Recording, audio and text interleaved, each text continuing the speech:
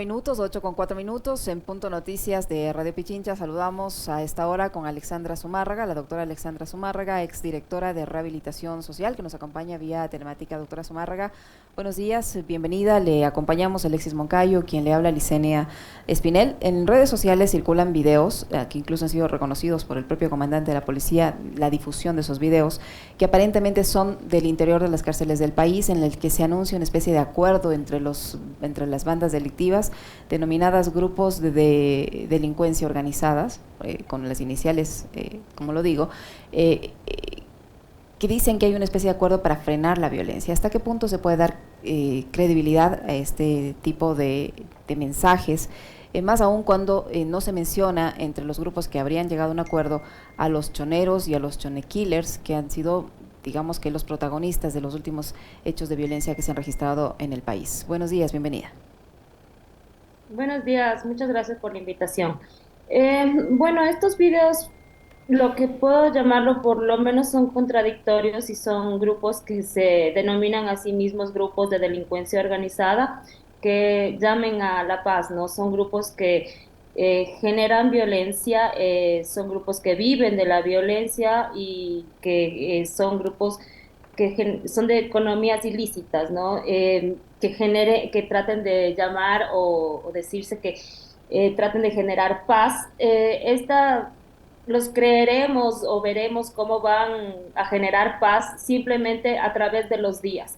¿Cuál será el resultado de esto? Solo simplemente veremos a través de los días y de los resultados. La paz es un proceso que se genera, no es un resultado, sino es un proceso que se genera a través de los días y de los pactos. Como usted bien había dicho, esta paz no considera a todas las agrupaciones delictivas, Ujú. están dejando a un lado a un gran grupo que son los choneros y todas sus otras alas o todas sus otras bandas aliadas, y entonces por eso nos genera bastantes dudas. Más bien parece que estos videos están haciendo ya un gran pacto que está dividiendo a dos grandes grupos, que sería por un lado Sinaloa y por otro lado, como ellos bien lo dicen, en los videos se ve que están aliándose el cartel de Jalisco Nueva Generación. ¿Cómo está, Alexandra? Buenos días. A ver, usted me da la pauta para una pregunta que no la tenía pensada si no era otra, eh, pero me va a permitir formularle las dos. La primera es, me llama mucho la atención el nivel de organización de estas bandas criminales que se dan el lujo de un centro de privación de libertad que debería estar bajo el control de las autoridades nacionales, de dar una rueda de prensa con 200 o 300 personas alrededor, todas muy bien sentadas, uniformadas y con una mesa, haciendo advertencias sobre estos supuestos acuerdos. Entonces digo, es tan fácil como eso, como que estas bandas criminales dan una rueda de prensa, llamémoslo así, desde el interior de un centro de privación de libertad a vista y paciencia de todas las autoridades. Por un lado, digo, eso es normal, está bien, o digamos es un mensaje que las autoridades mismo quieren dar para el tema este de la pacificación. Le pregunto eso. Eh, y lo otro es, usted nos da la pauta de, y hay que entender aquello, estamos en medio de una guerra de cárteles internacionales del narcotráfico ya en Ecuador, que tienen además sus células terroristas y sus ejércitos armados dentro y fuera de las cárceles. Bueno, Alexis, la primera pregunta. Salen a la luz estos videos y el SNAI dice desconocerlos completamente. Eso quiere decir que el SNAI simplemente desconoce lo que pasa al interior de las prisiones del país, lo cual es gravísimo.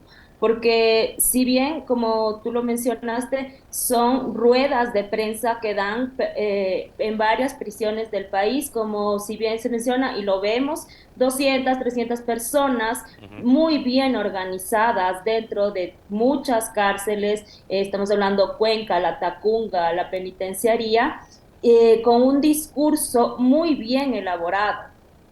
Tenemos que hacer un análisis del discurso, que me parece que es un discurso político, porque lo que estamos oyendo es un discurso político elaborado, ya que están leyendo. Entonces hay que hacer un análisis del discurso que ellos tratan de emitir al país, ¿no? De una manera. Luego, el SNAI dice desconocer completamente y tampoco se ha pronunciado sobre estos videos que ya salieron a la luz, y hasta el día de hoy no hay un pronunciamiento de esta instancia oficial, que es del SNAI. Nadie conoce y supuestamente tienen el control de las cárceles. Luego, esta guerra de carteles ya la venimos viendo, ¿no? Desde el asesinato de alias del patrón Norero, Leandro Norero, ya empieza a darse una reconfiguración de las bandas. Entonces sucede el asesinato de Norero, entonces iba a haber seguramente una explosión de violencia, como que se dio dentro de las cárceles y fuera de ellas, que el gobierno tenía que estar preparado, pero no contuvo eso, y por eso se da este tema de la recrudeciación de la violencia.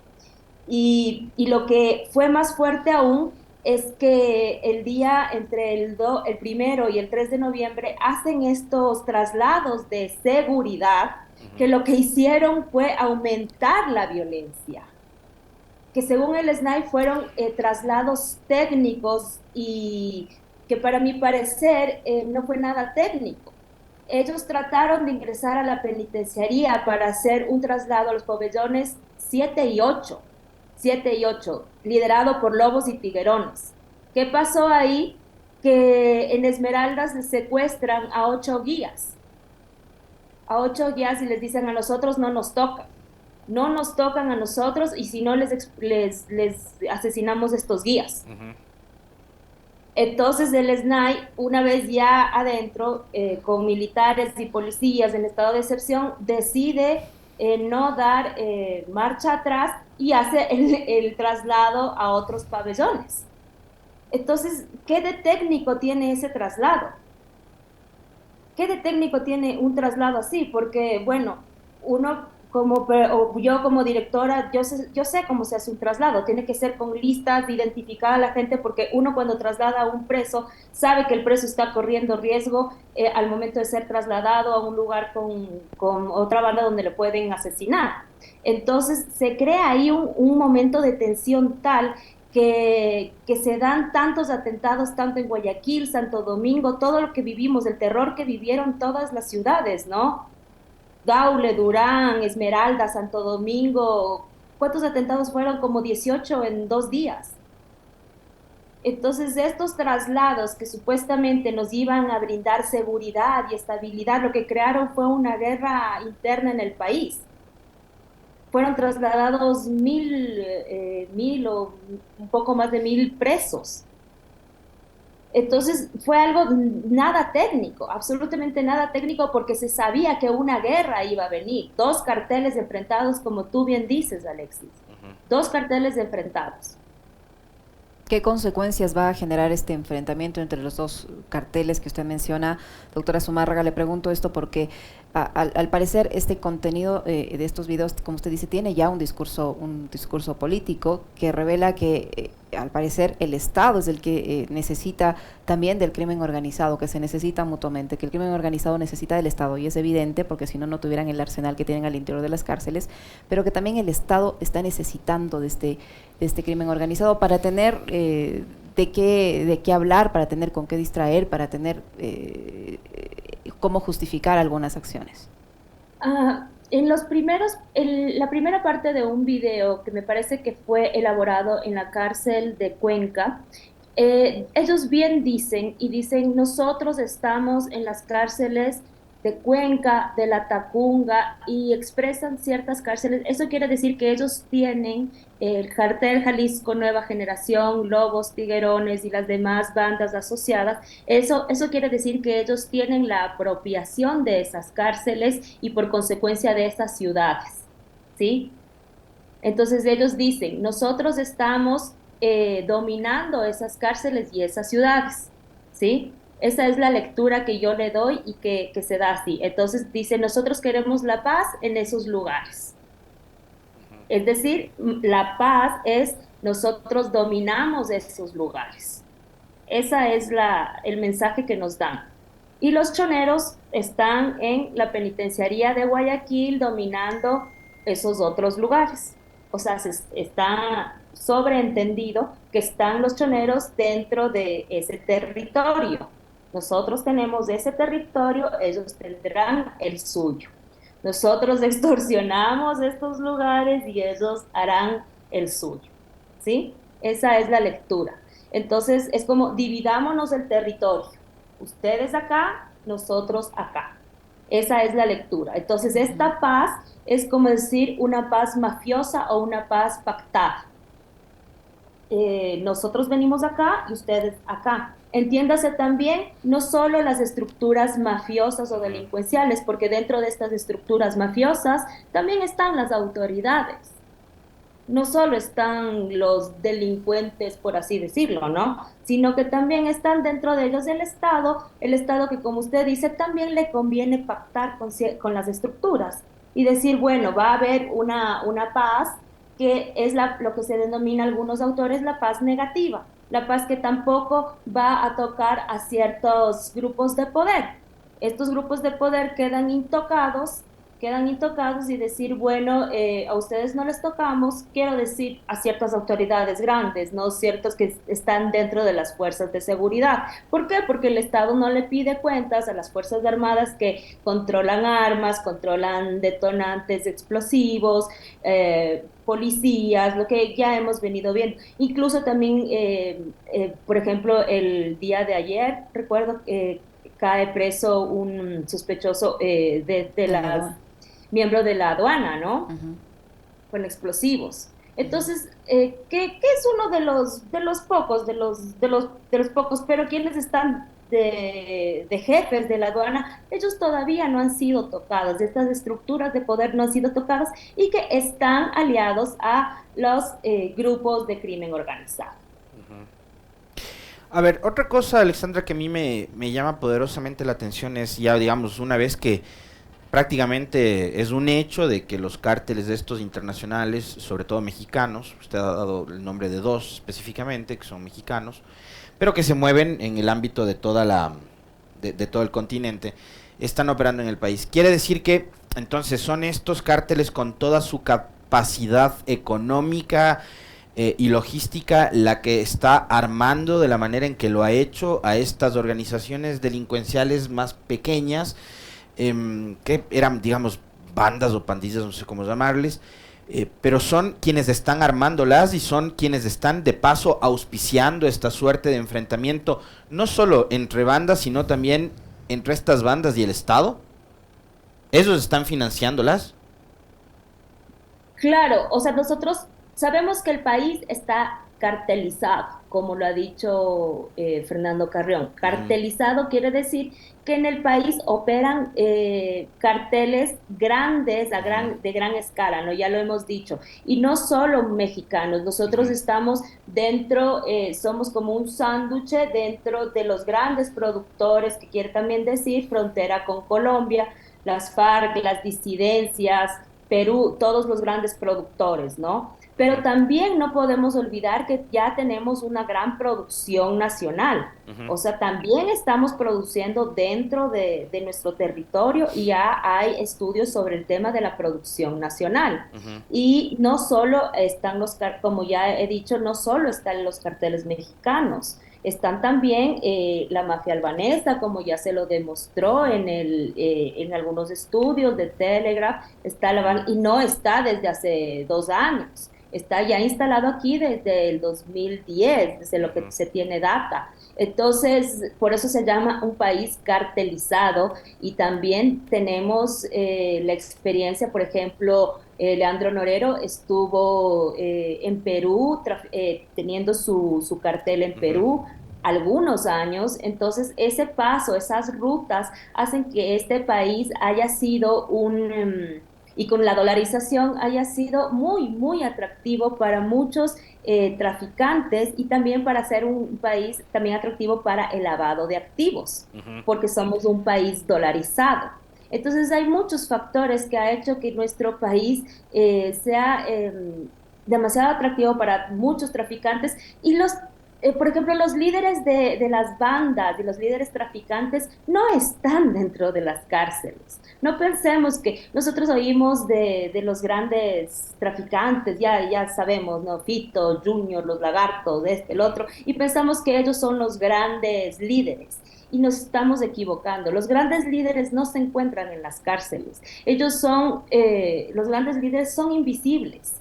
Son invisibles. Ellos quizás están dentro de estructuras políticas, quizás son empresarios, son muchos invisibles que no los vemos, están dentro, lavando dinero, teniendo, por ejemplo, edificios, ni siquiera nos imaginamos los negocios que tienen. Entonces, claro, las mafias se dividen en pandillas, en mafias y en estructuras de lavado. Y muchos de esos, como yo los sigo reiterando, están dentro también, han infiltrado las estructuras de poder y están dentro de todos los poderes del Estado. Y usted hablaba de las mafias albanesas, que entiendo se dedican, digamos, a otro tipo de actos delincuenciales, como por ejemplo la trata de personas, secuestro, prostitución infantil de adolescentes, mujeres, etcétera. Pero estas mafias estarían operando o coordinando acciones también con estos otros cárteles que se dedican al tema del narcotráfico, armas y demás, ¿o no? Es que la mafia albanesa es una de las más poderosas en Europa y una de las más violentas, incluso, ¿no? Una de las más violentas, y ellos están ubicados en Guayaquil. Entonces, porque Guayaquil es un puerto. Entonces, esta mafia lo que ha hecho es el tema de cooptar menores, y uno, por ejemplo, de lo que yo he sabido, he leído, he investigado, mucho de los menores es lo que ansían ellos por la falta de estudios, por la falta de tener un futuro, es trabajar y cooperar con la mafia albanesa. ¿Por qué? Porque la mafia albanesa lo que quiere es buscar los mejores sicarios, los mejores dentro de este círculo delincuencial, llevan a los mejores hasta Europa. Entonces su sueño es llegar hasta Europa. Entonces, si es que tú estás cooptado por esta mafia desde los 8 o 10 años, pues buscan a los mejores y su sueño es llegar a Europa. Ahora, Alexandra, yo tengo otra duda, y es, por la cantidad de recursos que mueven, entendería que esos recursos no es que pasan de un bolsillo a otro, o es que te los entregan como nos quisieron hacer creer en este país, N cantidad de millones de dólares en un sobre Manila. No. Son recursos que se lavan. ¿Y podrían esos recursos estarse lavando en el sistema financiero del país? ¿Cuánto del dinero que se mueve en la banca pública y privada del Ecuador podría tener como origen este tipo de transacciones ilegales, y el origen definitivamente ilegal de sus dineros? Así es, nosotros hemos visto los narcos que les dicen invisibles. Y yo digo, ¿cómo puede ser invisible una persona que tiene 41 millones en la banca? O sea, ¿invisible para quién?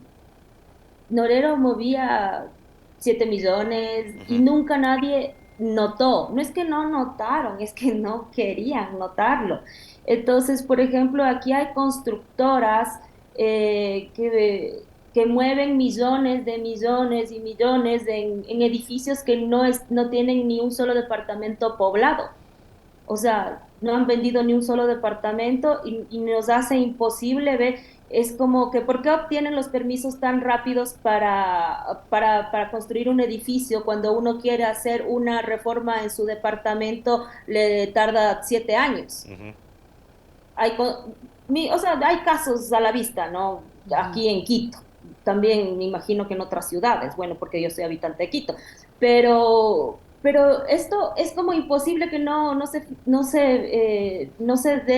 dé cuenta, o el sistema financiero no dé cuenta de esto. Entonces, pero yo por eso digo, ¿por qué son estos capos invisibles? Invisibles para la ciudadanía, sí, pero para la UAFE, para el sistema financiero, para la superintendencia de bancos, me parece que es raro que sea invisible, ¿no? O sea, nosotros somos un país de lavado. ¿Y por qué nadie lo denuncia? O sea, si son, además usted dice, son cifras altísimas, Alexandra. Por eso a mí me llama mucho la atención, ¿no? O sea, en este país, en donde creen que la gente es idiota, cree que se mueven millones de dólares en sobres Manila. Y no es así. Pero la UAFE, ¿hace cuánto fue creada la UAFE? Entonces, que pasen por su cara personas que mueven, por ejemplo, Leandro Norero tenía como 10 compañías y que pasen por el sistema bancario 10 millones de dólares, me parece como que un poco sospechoso. Si a cualquier persona normal, si no paga el impuesto a la renta, te cae el SRI. Es súper, o sea, es a la vista de todo el mundo lo que está, a la vista de todas las autoridades, está pasando todo esto. Esos 10 millones que fueron incautados ahí en Guayaquil, en una casa, eran del sistema bancario, eran millones, o sea, eran dinero efectivo del sistema bancario. No eran billetes así de la calle, eran con sellos bancarios. ¿Cuál es el proceso allí, por ejemplo, doctora Zumárraga? Porque cuando un ciudadano común y corriente hace un depósito de más de $5,000, el banco le pregunta si el origen de ese depósito es lícito. Cuando una persona común y corriente va y a la ventanilla un billete de $100, uno tiene que llenar un formulario con el número de serie del billete y declarar que es dinero lícito. Entonces yo no entiendo cómo con cantidades tan exorbitantes, exacto, cómo en cantidades tan exorbitantes como las que usted menciona, nadie se da cuenta de nada. El Servicio de Rentas Internas, la Superintendencia de Bancos, la UAFE, todas las autoridades que por donde pasan los controles. Exactamente, y salimos con la sorpresa de que hay 10 millones en la casa de un ciudadano con sellos bancarios, y a ese ciudadano lo asesinaron y nadie sabía de la existencia de esos 10 millones, nadie sabía, porque si llegaban a saber, esos 10 millones hubieran desaparecido en un segundo. Y hasta el día de hoy no tenemos respuesta de por qué esos 10 millones tenían sellos bancarios. Es verdad, no voy a pasar. Todo el mundo dice, a ver, son narcos invisibles, o sea, invisibles para nosotros, pero para las autoridades no que son. Se hacen de la vista gorda entonces las autoridades, porque no controlan. Ahora, doctora Zumárraga, en este supuesto pacto, ¿qué papel juega el Estado en este supuesto pacto entre las bandas, entre como se denominan ahora grupos de delincuencia organizadas? ¿Qué papel o qué rol va a jugar el Estado como tal en este supuesto acuerdo? ¿Y cuándo sabremos si los choneros, a los que según el ex director de rehabilitación, Ernesto Pazmiño, se les ha dado una especie de protección porque no les han tocado, dijo él, que no les han tocado, van a ser parte o no de este acuerdo? No solo lo dice él, también hace el análisis Luis Córdoba, muchas personas nos damos cuenta, no se necesita tampoco ser un experto para darse cuenta de que incluso los operativos siempre están favoreciendo a esta alianza de choneros con águilas y todo, que los operativos siempre tocan las estructuras de las otras bandas, ¿sí? Y se sabe que igualmente los líderes de los choneros que están en las cárceles no son tocados, pues o sea, se ven claramente videos que son ya públicos, que ellos tienen privilegios, o sea, tienen un cuarto y celdas mejores que de un hotel, festejan ¿cómo se llama? Sus cumpleaños con juegos pirotécnicos. La ex pacificadora Claudia Garzón asistía libremente, ella supuestamente iba a denunciarlos. O sea, son muchas cosas ya que nos hacen pensar que se los privilegia, ¿no? Que sí les privilegia. Y las otras bandas siempre dicen, ¿por qué por qué solo los tocan a nosotros? ¿Por qué nos trasladan a nosotros? ¿Sí? Y hay denuncia de venta de pabellones. Entonces, son muchas cosas que nos hacen ver que hay un pacto, y por eso, entonces, con estos videos podría ver que hay ¿cómo se dice? Una paz, o se tiende a hacer una paz mafiosa. Bueno, repartámonos el territorio. Nosotros aquí, déjennos en paz aquí y ustedes allá. Eso es un poco la lectura que yo le doy a estos videos. Y otra cosa que también de esos videos me llama la atención, aunque en realidad me quedé súper preocupado con respecto al tema del lavado, porque estaríamos viviendo, yo ahí quisiera cerrar ese tema porque me parece que es fundamental, Alexandra, estaríamos viviendo una suerte, aunque sé que la economía también no es del tema de conversación de la entrevista, pero estaríamos viviendo una suerte de ficción, ¿no? De la economía, porque si yo en alguna entrevista le escuché a Fernando Carrión decir que el crimen organizado, el narcotráfico, el tráfico de armas y demás, mueven la economía algo así como 4.000 millones de dólares. Y ese dinero se mueve a través de, aparentemente, el sistema financiero. El sistema financiero quiere decir que no está controlando ni rastreando de manera adecuada esos movimientos. Entonces, estaríamos viviendo una suerte de ficción en la economía. Pero una cosa que me llama profundamente la atención también, ya hablando de los videos estos y de los supuestos acuerdos, es que ellos pretenden también deslindarse de las acusaciones de, por ejemplo, las vacunas o las extorsiones o los amedrentamientos. Entonces, como que mira que nosotros no somos, estamos acá, son fulanitos, ¿no? Entonces ahí el gobierno, ¿qué puede hacer? ¿Qué va a hacer? ¿Cómo va a actuar para tratar de contrarrestar ese fenómeno que ya incluso hasta ciudades como Quito ha empezado a llegar?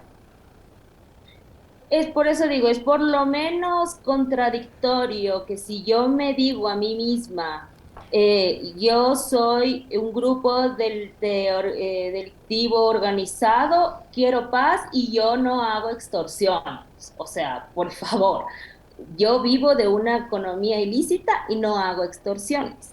Pero se sabe que, por ejemplo, los lobos tienen el dominio de la ciudad de Quito y en la ciudad de Quito hay vacunas y extorsiones. Entonces ellos no se pueden deslindar de este tipo de acciones ilícitas, ¿no? O sea, es muy ingenuo pensar que ellos no están extorsionando en la ciudad de Quito, ¿sí? Entonces, este es un discurso que nosotros no podemos creer. O sea, que quieran paz y que quieran controlar una cárcel que sea únicamente de esa mafia, bueno, pero de ahí a que decir, bueno, yo no hago nada, pero yo soy un grupo de delincuencia organizada, pues ya es demasiado. Es decir, yo soy un delincuente, pero no robo. No. Claro. O sea, Ahora, no es lógico. esas afirmaciones que allí se hacen en el sentido de que se van a someter a la autoridad del Estado, eso tampoco se puede creer, ¿o sí?